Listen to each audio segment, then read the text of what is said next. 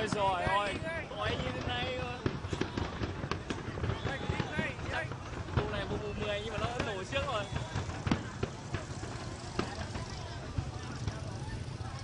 Ôi giời, kinh. Điên đấy, quay đúng một tí.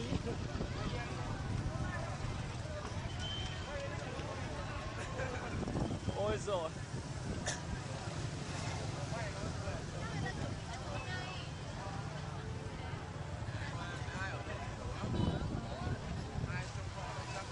Quả này nổ khi tan xác người đấy. Tan xác chứ. Quả kìa.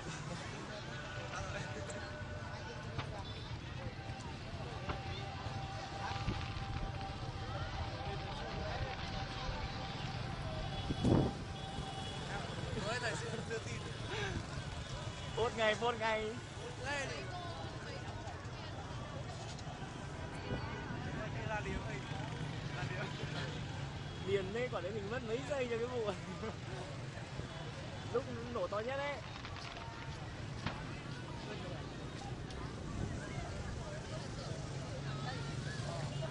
Sợ nó lan ở đây quá. Ôi. Mình ở bên đây mà nghe tiếng nó như kiểu nổ ngay bên tai ấy.